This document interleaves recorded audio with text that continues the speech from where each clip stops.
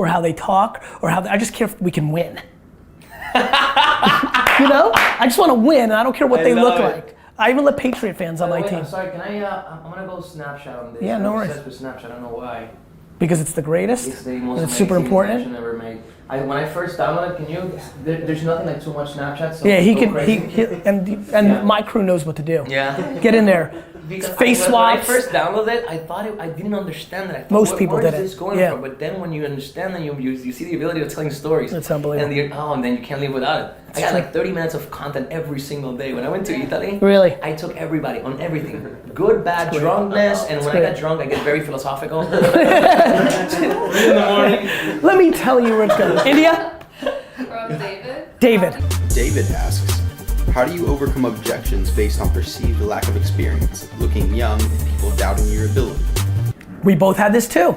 Go ahead, you go first on this one. I think that you can't argue with something genuine. And I think if you care and you're serious about whatever it is that you're doing and you're really passionate about it, no one can argue against that. And when you're young, you can be 3 years old and you can actually look like a 3-year-old boy, but when you speak from the heart, there is no age to that. And I think people will respect that because nobody can argue against something that is real. Let me go in an interesting direction. Dying to hear what you think on this. I think it just doesn't matter, and let me explain. I actually think that a lot of people didn't take my wine advice when I was 24 and looked 7.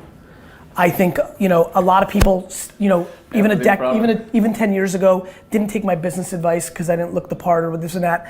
I actually think this is a question, India, audience, everybody, that is actually a post game. Mm-hmm. What I mean by that is, it's just, you're gonna hear, I'm a broken record. It's results. When you come with passion, and both of us come with passion, if we lose, we were full of shit. If we win, we were passionate. So what I'm fascinated by with entrepreneurship and the game is it actually doesn't matter in the beginning. Somebody's gonna give you a shot. Like if you knock on 1,000 doors, there's people that say yes. I say yes all the time to things that make no sense, D-Rock. I do it all, it's true. I do it all the time. Winners do that. It's really funny, winners are the one that put winners on. Yeah. But winners also deal with a lot of losing players. But winners and optimists are always gonna give you that shot. Right? One episode I definitely saw in the background working with Lizzie. I mean, I know TV's a lot more staged, but I'm sure it's a replication or maybe real. I don't know how you guys rolled. You go to that Nets game, that dude's a big dude. Like, winners give people, Stephen Ross, one of the biggest developers in the world, is my business partner. Winners give people at-bats. And so I would answer this question of saying, look, 90 out of 100 people are gonna say no. The game is proving those 90 wrong later. I got an email the other day from a former client that makes me want to fly. I hate to think that I'm built on I told you so, but I'm built on I told you so. I love that feeling. I love that feeling. It's a great feeling. And I just think that that's how people should be driven.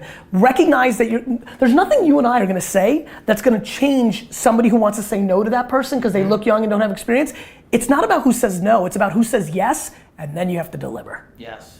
And then when you deliver, everybody looks back and says, of course, you had passion. There's a million people running around that had passion, but then they ended up becoming losers or scam artists because they didn't deliver. And I'll tell you something, I think being young is one of the best assets someone can have now. Because when you have that passion and when you have that conviction about it, whatever it is that you believe in, that you're pitching or selling or whatever it is that you're doing, the fact that you look young, it actually, there's a beauty to it. And I think now, like you're saying, it's changing.